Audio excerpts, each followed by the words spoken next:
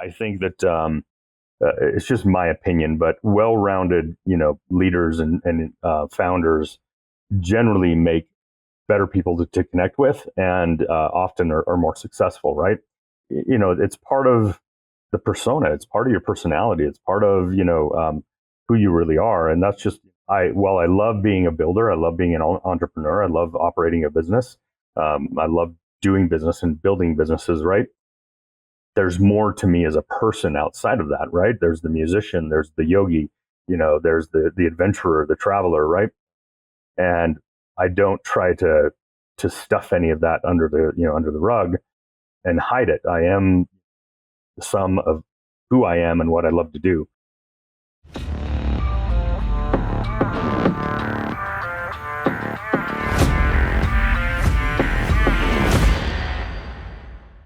Hey, everybody. Welcome to the Going Beyond the Deal podcast. Today, I have Mr. Earl Foote.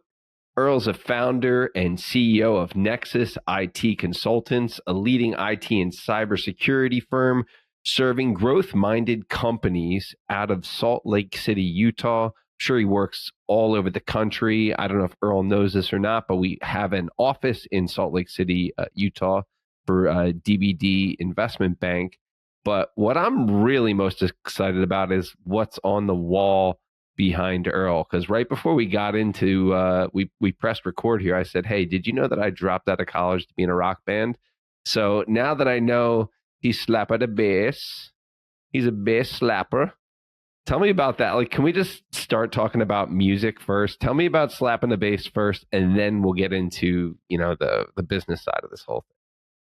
Hey, everybody. Welcome to the Going Beyond the Deal podcast. Today, I have my friend, Mr. Earl Foote, founder and CEO of Nexus IT Consultants, a leading IT and cybersecurity firm servicing growth-minded companies. Earl, welcome to the show. Hey, Michael. Thanks for having me. Looking forward to having this conversation with you. Yeah, me too, my friend. I mean, the one thing that I would say is, listen, we have the opportunity to talk to a lot of people in your space. There are a lot of people in your space, but what attracted me most to getting on this call with you today was the fact that you are looking to work with the right people that are growth-minded individuals, people that have an abundance mindset. I mean, you're literally speaking my language. Can you just dive into a little bit of detail? Where did that come from for you, man? And just so to clarify, Michael, we're talking in relative to M&A deals. Is that the idea here? No, we're talking about you and your company, okay. Man. Just in general, for sure. Well, I'm 27 years into owning and operating this business, and over nearly three decades, you learn a lot, right? And a lot of that really comes from lumps that you take along the way. Some lessons that come easier and some that come, that are more difficult and more challenging. Overall, I think, where I'm at in my career and where we're at as an organization, we are very intently focused on delivering on our mission and the vision of the organization. Our mission is to elevate, everybody around us. And, so we elevate our team members, elevate our clients and their businesses. We elevate, the organization and shareholders and the community at large. And so I would call us a very purpose-driven, values-forward type of organization. And in that type of organization, it's my experience that you need to seek people who are you need to seek people who are in alignment with your vision, your mission, your core values out the gate, right? Because when you're trying to build something disruptive, something extraordinary, something out of the norm, you need people who are very aligned, that want to show up and build with you, and that see that you're building something larger than the sum of its parts and larger than the sum of the team itself.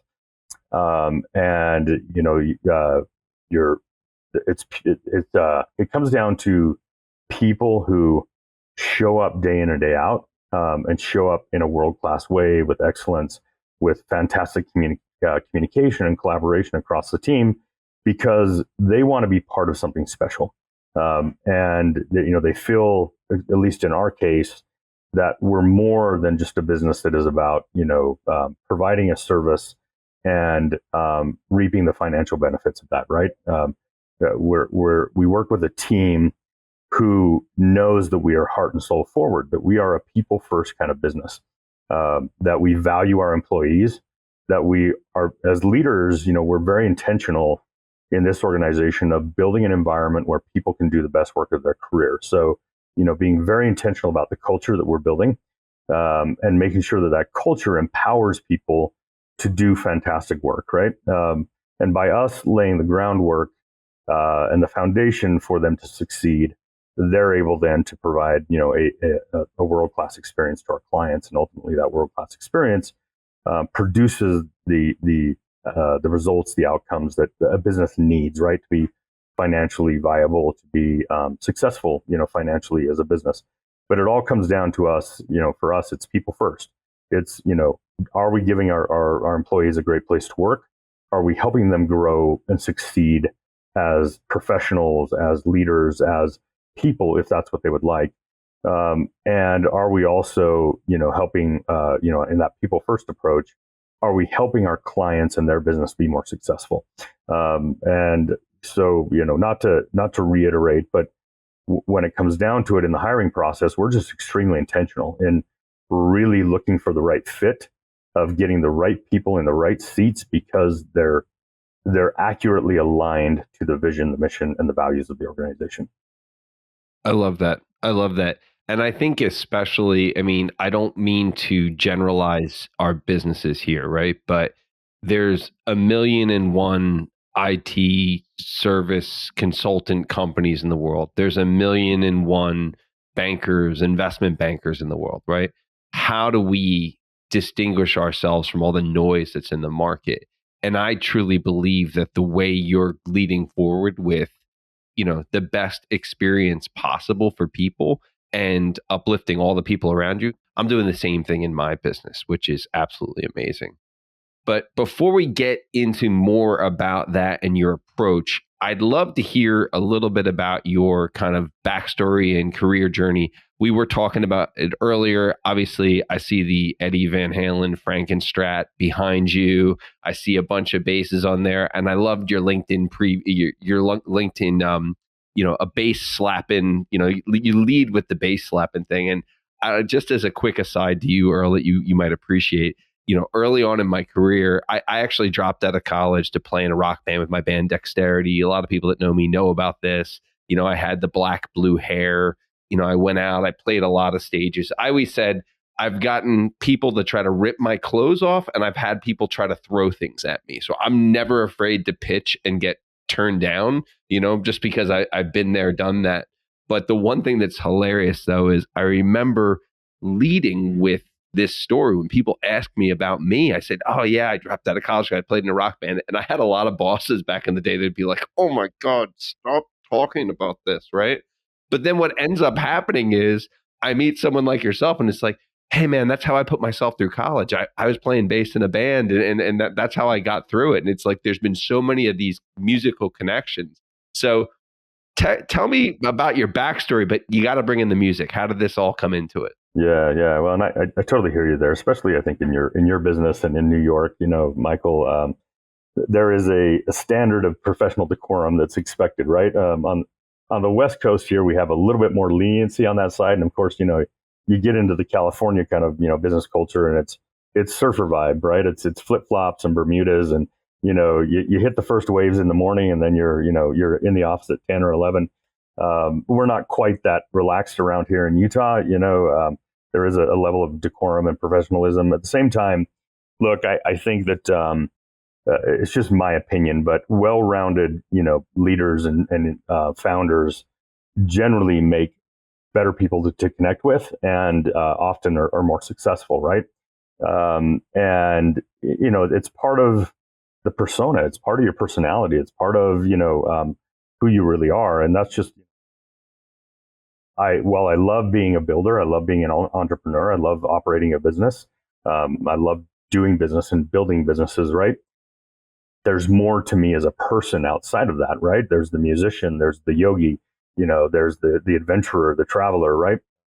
And I don't try to stuff any of that under the rug and hide it. I am the sum of who I am and what I love to do. And music is most definitely one of those things that, in fact, I would say, from my perspective, I fully believe that I am more creative as a builder. I believe that I'm a better problem solver. And I believe that because I've seen the difference, when I'm actively playing music on a regular basis with our band. Just the way that I show up is different. There's that opportunity to drop out of kind of this business survival mode of grind and hustle, and you got to get so much done every day, and you got to deal with the challenges and all that kind of stuff, and allowing yourself to drop into something that's more creative, that is more flow. And we usually jam midweeks, our band, Wednesday evenings, and so it's a great way to break up the week, and a great way to finish off the week, Thursday, Friday, kind of resetting your energy, and getting yourself back into a place where you're feeling like things are flowing the way you want them to. So I really enjoy connecting with all sorts of leaders, builders, entrepreneurs that have hobbies and parts of their persona that are important to them, outside of the office, right? I know the culture in New York often is you got to work 90 or 100-hour weeks, which is tough, right? That's really tough, and to not have a break or something else that you can do that get you out of that business mindset for a little bit and into a different space can be really challenging. I couldn't agree with you more. I just, I'll have to send it to you, but I just finished my first book called The 5 Dimensions of Vitality. And one of the 5 dimensions for me that I put in there is soul. And, what gives you that soul? What puts that pep in your step? What gives you that rhythm? For me, that's always been music. I've never been the best guitar player in the world, but I was a great songwriter, right? I could write really good songs. And that creative side of me gives me that reprieve that I need before I go back into the week. And most people, when they start grinding and working hard, that's the first thing to go. And that's why I always say to people, it's like, you need to bring that play back in your life, right? As kids, right? How did you break up your day at school? You'd go throughout the day, and then lunchtime, you'd have lunch, you'd take a break, and then you'd go out and you'd just play for like 30 minutes. And, when I was a kid, before there was iPads and iPhones and this, I would just create opportunities and things that I would do. I mean, the first songs that I wrote, you'll appreciate this, is I found a 2-string guitar in my parents' closet. And just on the top E string, I started writing simple songs out of this thing. And from there, it just got further and further and further. But I really, truly believe that most people are missing this piece of it. And you just absolutely nailed it on the head. So tell me, how did you get into technology and entrepreneurship? And if you can tie that into the music thing, I'm just really curious. I mean, somebody that's so passionate about music, why isn't that the full-time gig? Yeah, very good. So maybe I'll start with that latter part of the question first. I did grow up artistic. Throughout I would say my late, from the time I was 8 or 9, into the end of my high school years, I spent a lot of time sketching and painting. Right. So I did a lot of physical medium art. And I started playing piano at the age of 6. My parents put me into piano lessons. By junior high, I convinced them to, let me play drums, which, they did not. they did not love that decision after, I got a drum set and, played drums at home. And then in college, I went away to college, and ended up being in a dorm room, and the dorm room next to us with a bunch of guys that all loved music, and we decided to create a band. And at that point, I didn't know how to play guitar. I didn't know how to play bass. I taught myself, right? We just went down to the local music store, bought some books, and started learning. And then, all of us had some music before, piano and some different things. And so, but learning guitar and bass was all, was all completely new to me. There was a time, Michael, when in fact, kind of throughout junior high and high school, I was planning on being an architect, right? I really enjoyed art, but I knew being an artist or being being a musician, that those are really hard professions to really make it in. And so I was going for architecture. And in fact, I dual matriculated my junior and senior year of high school. I went half day to high school, half day to a local college, and picked up college credits, in architectural classes. After high school, and as I went on to university, I picked up actually it ended up being a full-time job with what was advertised to be an architectural firm, but they were actually a civil engineering firm, right? And so I started working for them. I made a decision to change my degree from architecture into civil engineering, which, if I'm candid, I probably, had I stuck with architecture, I'd probably still be there from a career, standpoint. Yeah, because I do need a creative outlet. Like I need that ability to activate the right side of the brain. It's like something that if finding some sort of creative outlet on a weekly basis, I start to feel stifled. You talk about that, soul of who you are. And so, anyways, I got into civil engineering, got my degree there, worked, myself through college, doing that job. And then shortly after graduating, my brother and I decided to start a business, right, in the technology arena. This is .com boom, time period where it was 1998. We found a way to create a turnkey e-commerce website, which was our first, entrepreneurial foray. And while that was not super, what was the website for? What was the e-commerce website? Yeah, it was. In fact, it was a very pioneering, product at the time. So we found a company that was called Net Sales, that they would, for $500, build a turnkey website with direct API access into the catalogs of Ingram Micro and Tech Data. And so you have the two biggest technology distributors, nationwide, for selling hardware and software goods. And you didn't have to stock any inventory. You just had direct API access into their catalogs. So you suddenly had a website with millions of SKUs on it, and they would drop ship the orders directly, which, was very pioneering, for 1998. It wasn't wildly successful. Both of us were, basically college students, had young families and didn't have a lot of budget. And so, we quickly found out that if you build a website, they will not come. Like, you have to figure out a way to drive traffic. But at that time, digital advertising wasn't really a thing. Affiliate networks were, and so we were trying, some affiliate networks, but we didn't have a lot of budget to try to make this thing successful and to put into marketing and driving traffic to the website. What did happen is fairly quickly, was kind of the real entrepreneurial epiphany, was that small and medium-sized businesses needed really good quality, technology and cybersecurity, support and solutions. And, there wasn't a lot of really great options in the market at that time for small and medium-sized businesses. In fact, back in that day, Michael, we were helping some companies literally effect their original digital transformation. We were taking them off of paper records into client server environments. So, I had this transition, from art to architecture to civil engineering into technology, right? And I founded the business with my brother in 1998. So, I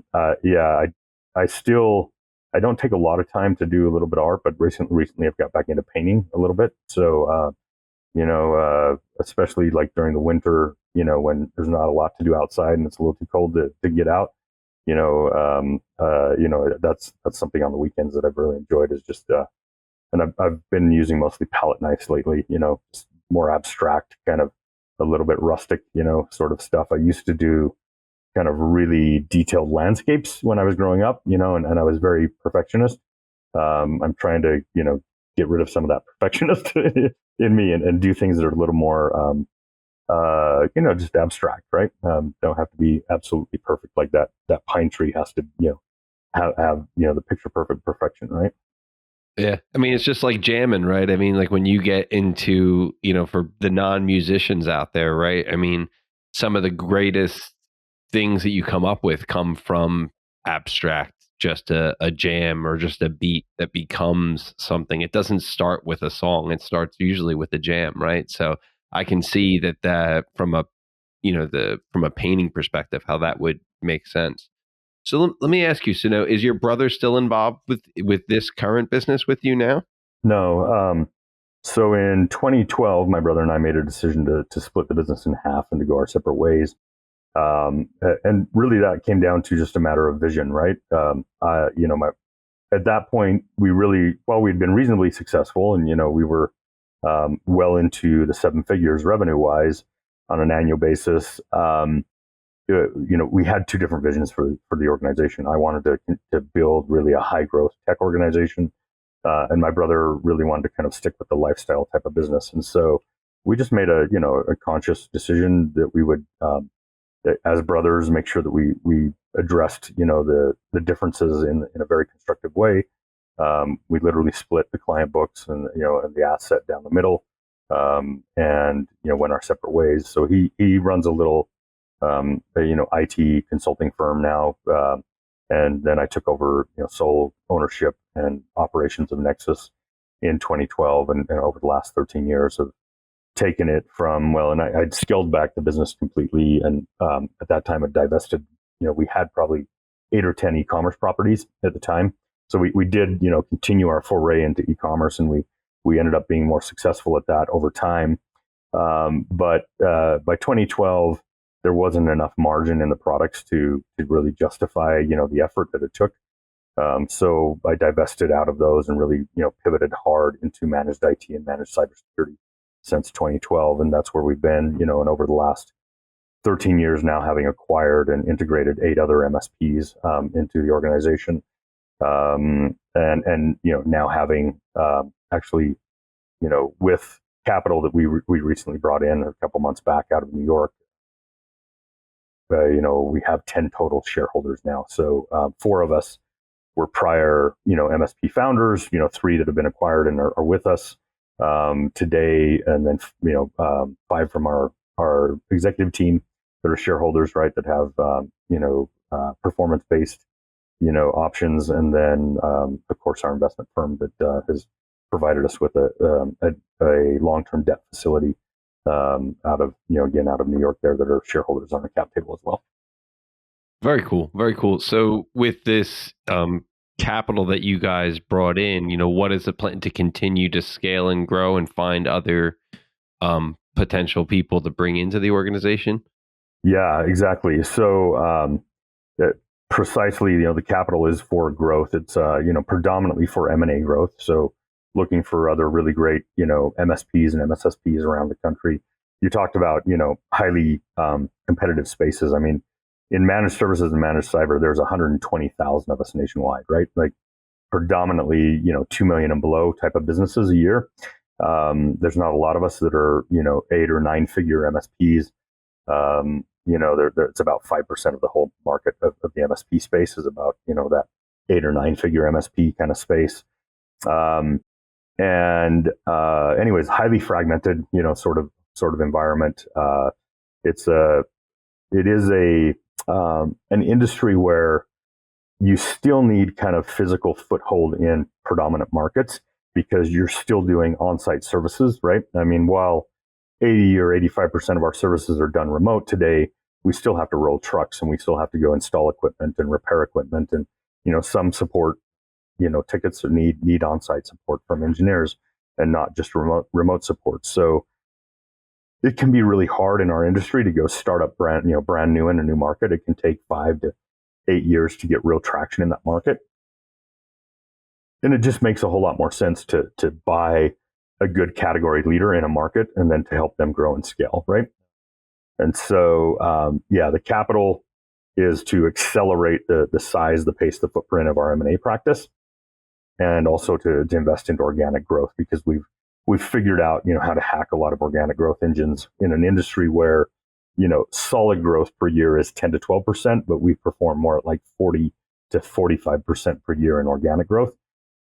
So we figured out some things to really be able to grow at a quicker pace, and it's a great value add as we look for awesome world-class MSPs and MSSPs to join us along the way, for us to be able to take to them, some of our operational best practices, but most definitely our branding, marketing, sales, engines that can be very effective. Very cool. Very cool. So, I mean, we have many different people that will be listening to this podcast, and a lot of them could be potential acquisition targets for you guys. So can you give me what's the real differentiator between Nexus and other people that are out there? And what I really want to know is give me the pitch. Why would I want to join you in this in this space? What makes you guys different? What makes you be able to continue to scale at this crazy level? Which is, congratulations, by the way. That's absolutely outstanding. Love to hear that. But what's the secret sauce? Why do people want to join you? Why should people join you? Yeah, look, when it comes down to, doing M&A and acquiring businesses and then, integrating those teams and those founders, if they're choosing to stick around, which in most cases, that's what we're looking for. We're looking for people that want to come and build with us, right? First and foremost, not every one of those businesses is right for us, and we don't want to buy every one of them, right? That are available or looking to potentially, join something large or even transition. We're very specific about our focus. We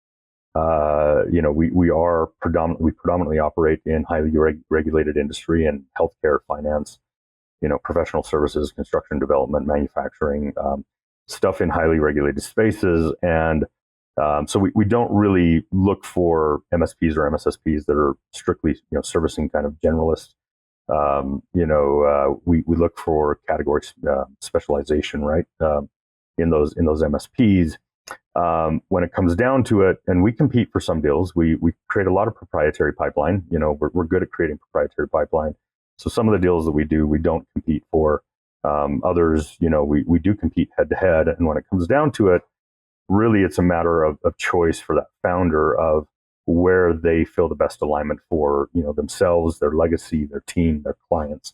And that's where I think that, Michael, we're different. And this is not in any way to discount, the PE owned or family office owned MSP platforms that are out there today. There's, going on around 200 or so in the country right now of those. And there's some that are, really great organizations that are have taken a very thoughtful approach and are very intentional about the legacy that has been built by these founders and carrying that legacy forward. And there are those that aren't really concerned about that, right? And so we are one of the only, there's maybe 4, maybe 6 total MSP founder-owned, founder-led M&A platforms in the nation.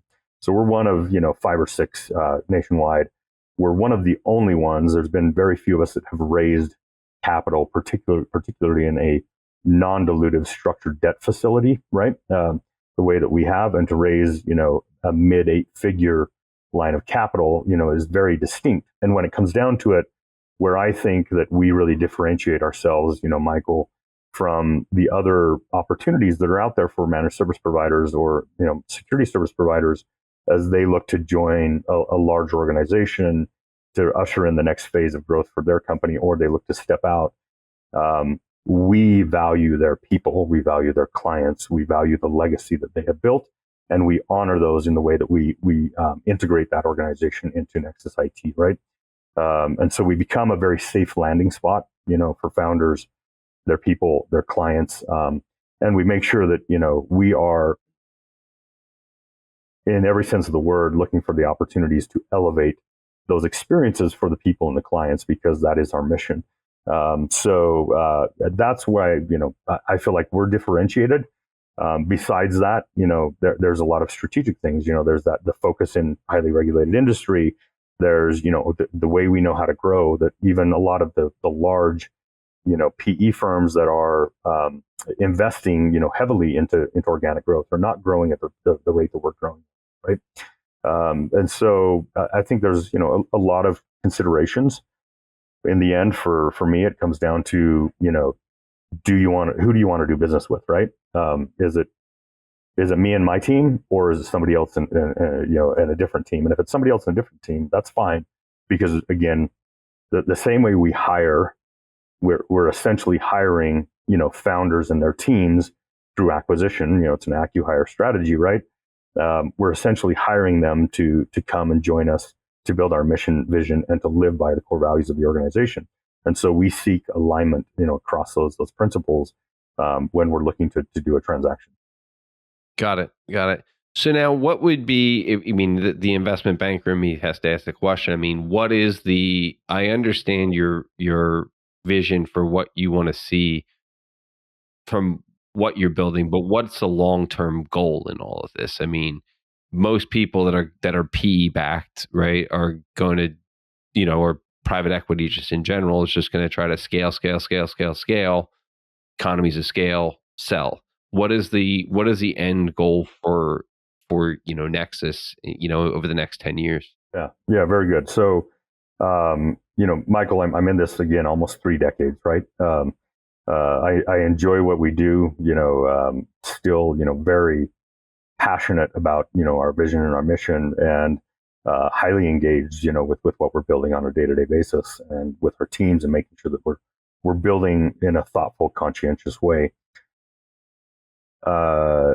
When it comes down to it, I can't do this for another 30 years. And so there will be an exit strategy in the future. And that's part of actually the value add for founders who are looking to, because in our industry, Michael, there are natural ceilings, and founders bump their heads up on 1 million, 2 million, 5 million, 10 million. And, oftentimes they sit at those ceilings for 3 to 4 years before they learn how to bust beyond them, and continue to scale. And that 3 to 4 years of by year 2, as you're bumping, up and just kind of continuing to hit, 2 million or 5 million a year, and you're having a hard time getting beyond it, it's very common for, founders in this industry to go, I need to go find, an organization who knows how to scale, better than I do right now, right? And that I can join and take on a meaningful role and build with them. So I think that's another value prop that we bring to the table there. And then, with those founders, part of the transaction is them rolling equity with us. And they all know that there is going to be another liquidity event, right? That, the time will come and it'll come within the next decade, right? I'll be transparent about that. I don't think that I'm going to do this for 40 years, but over the next decade, the time will come where we will make a decision to find an acquirer, ideally an acquirer who wants to honor the legacy, and our people first approach and the values that we believe in and behave by in this organization.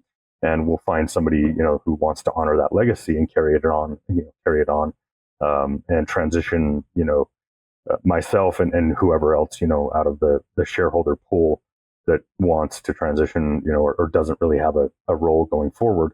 We'll be looking to kind of, cash our chips and move on to the next best thing, which for me is going to be taking a few years off. After 30 plus years, I'll probably be 35, 30, 37, 38 years into this, by the time we exit. Having spent that amount of time building a business, I do plan to take a few years off and enjoy some of the things that I haven't enjoyed, due to time commitments of building a business. That's amazing. So, it's interesting the way that these conversations go, right? Initially I thought we would be talking about IT, but now I think we're more talking about culture. And what really impresses me about you is just the way that you kind of separate yourself. And I mean, to be perfectly frank with you, if I was an owner, I would be very much more interested in having a conversation with you than somebody else, just because I like this balanced approach that you take to everything. You recognize you can't go through this kind of burnout. In an industry that basically everybody's selling the same product and service, right? All for around the same price. What's the reason why somebody would want to work with Nexus as opposed to somewhere else? You're talking as a client or as a client? Yeah, as a client. Yeah. Okay. Yeah. Really, it comes down to, Michael, a dedicated commitment to a world-class experience for those clients, right? And I realize that that's a lot of businesses are going to say that that's their primary differentiator. Well, take me through it. Take me through this world-class experience. Yeah, absolutely. So when it comes down to it, I mean, and we back it up with real-world data, right? We adhere to very strict SLAs, and which means that we staff a greater quantity of engineers, more highly qualified engineers, so that we make sure that we're always hitting our ticket response and resolution times.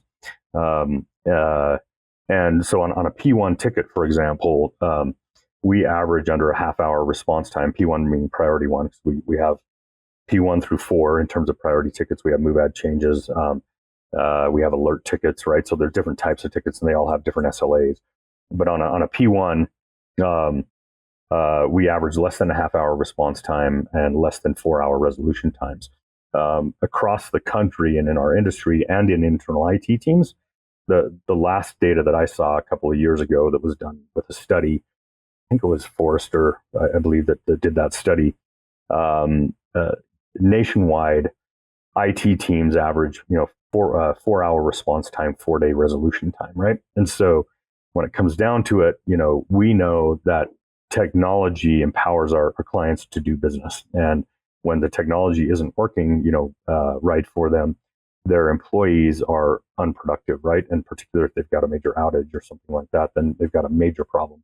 But at times, for the size of businesses that we support, can equate to millions of dollars of hour and millions of dollars per hour in lost productivity or lost revenue. And so we are very expeditious about taking care of our clients, in a responsive way. But not just that, making sure that they always have a very professional experience with, we look for engineers. And if you and I know in our industry, and I'm talking about myself too, because I'm an engineer, right? Started as a civil engineer, became a technology, engineer. And sometimes our people skills are not the best, and so we're also very intentional in the hiring process to make sure that we're getting, really good engineers who have great people skills, who know how to work with people, who know how to de-escalate situations, who have good professional decorum, who are owning outcomes and communicating with clients. And that's one of the places where engineers often fail, whether it's, in IT, cyber, or software development. Engineers, because we're introverted, we oftentimes fail to communicate with the client. And that's not, the way that we try to show up. We try to make sure the client is always abreast of what's happening, why it's happening, what we're doing, what our projected ETAs are, particularly on an outage, right? We're very Johnny on the spot, and we have what we call a hot potato protocol. And we initiate that hot potato protocol, and certain team members like client success managers, account managers, along with engineers are brought in, if there's a client outage, and everybody's, collaborating, doing different, owning different pieces of the situation, along with owning different cadences of communication, depending upon what the client's preferences are. Some clients want to be kept abreast every half hour. Some want it every 2 hours, right? And so, it really just is, that making sure that every single touch that a client has is professional, that it's, done with qualified people who take good care of them quickly, who always follow up, who always own the situation, and who always communicate and collaborate well. That's really kind of the framework that we deliver a world-class experience on. And outside of that, it's seeking the opportunity to add value beyond that, ticket or that situation. How can we strategically help this business, use technology in a way that helps them be more efficient, accomplish things faster, scale quicker, right? All that kind of stuff. Interesting. So what would you say would be some red flags for people to look out for in this particular? I mean, we're not speaking disparagingly about competitors, but, what are some red flags people should be looking for, when they're in that, because everybody now has to bring in someone like yourself to kind of help with the business, whether they be a small business all the way up, right? technology is the leader in everything now. What are some red flags people should look out for in, finding a potential partner? Yeah. I think first and foremost, you always got to get good, you got to get references, and really, check up on those references. And if you have any way of figuring out, clients that you're not giving a reference to, that you can also check with, because we all know that, references that are given are going to be clients that we trust, are going to give a positive, feedback on, about our organization. But a lot of, MSPs will publish, client names on their website, which, that's a cybersecurity risk in and of itself, and not something that I generally recommend. But it's still in the industry, a lot of people do that. And so it's not, super hard to go find, who some of their clients are, go find, some of the leaders that they might be working with in that organization, on LinkedIn, and ask for a quick reference, right? You really want to get a good sense of, how does that organization prioritize your experience, and how do they deliver, truly deliver on it on a daily basis? And, you got to look at track record and, branding and reputation in the market, right?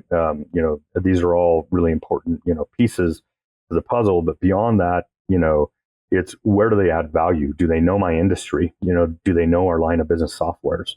Do they know how to help us get compliant and maintain good compliance and cybersecurity, programs and within the organization? Where do they add value beyond just a day-to-day support desk, right? Because a lot of MSPs, really that's what they are, is just kind of a glorified help desk. And they're not really, engaging in a strategic manner of, looking at technology for this organization and, putting on that virtual CIO hat, call it, right? Of saying, where is your business going over the next 3 to 5 years, and how can we leverage technology to empower that business plan, right? So and a lot of our clients, even though we service predominantly upper SMB and lower mid-market, they don't have a technology leader, on a C-suite, right? It's at that size of a company, call it 50 to 500 employees, very few are going to have like a CIO, a CTO, a CISO on staff, or anything. Even a VP of technology or director, they're going to rely on an outsourced, organization like us. And so, can that MSP truly step in with a strategic hat and help you figure out how to use technology to do what you do bigger, better, faster? That's a major value add that should be looked for. And if that MSP can't really deliver on that, then, they're probably not the right fit. Very cool. Very cool. So, Earl, where can people find out more about Nexus, find you, get in touch with you if they're interested, whether from, becoming a client or a potential acquisition target? Yeah, fantastic. So nexusitc.net is our website. Of course, we're on social media, LinkedIn predominantly, for professional reasons, but, look for Nexus IT, look for myself, Earl Foote, CEO. I do have, Instagram and Facebook profiles. So does Nexus, right? So you can find us on those, on all those social media platforms. And we welcome any inquiries, absolutely, from clients, potential hires, M&A, acquisitions, people that are looking to either transition out of their business or looking to join a bigger team that can help them scale faster and more efficiently, right? We welcome all those inquiries. Very cool. Very cool. So I asked this question of all my guests, so it's my $1 million question. When you look back at your journey, both personally and professionally, what's one moment that felt really small at the time, but ended up changing everything? Yeah, that's a really good question. I think I got to go back to mid 2000s when we were still a pretty small company. And we had some fraud that happened in one of our e-commerce websites, and the fraud, was significant. I'm talking, it was 6-figure fraud, and caused us a major financial, kind of crisis within the organization. And okay, that didn't feel small at the time, but the decisions that we made and the way we made those decisions of how we were going to, continue continuity of the organization, and how we were going to address the problem and ultimately address the, the financial debt that we had incurred because of that fraud. those felt like smaller decisions at the time, but ultimately they helped us navigate the situation successfully and emerge, out of it. I think we can look back and be very, very proud of those decisions that we made and how we decided to navigate the situation. Because here we are today, what 2.5 decades later, and a thriving organization that's now got clients in 28 states, employees in 5 or 6 different markets, physical office in 3 markets. So we're doing reasonably well as an organization. You and I know as builders, there's always things that you want to do better, right? But I would say we're happy with where we're at, and we're happy with what we're continuing to build and where we're going. Thank you so much. Listen, I really enjoyed the conversation. I would say next time I'm out in Salt Lake, I will bring a guitar with me, or maybe you can just lend me one. We should definitely. I've got plenty around. Yeah, we could get a jam in. If you're ever in New Jersey, it's funny. Tomorrow morning, I'm picking up a drum set, right? Because we need one in the house just to have one to be ready for a jam session at any point in time. There you go. Thank you so much for joining me. I enjoyed the conversation. Everybody, all the listeners, thank you for going beyond the deal with me and my new friend, Mr. Earl Foote. I hope you have an amazing day, and let's continue to build something meaningful together. Thanks, Michael.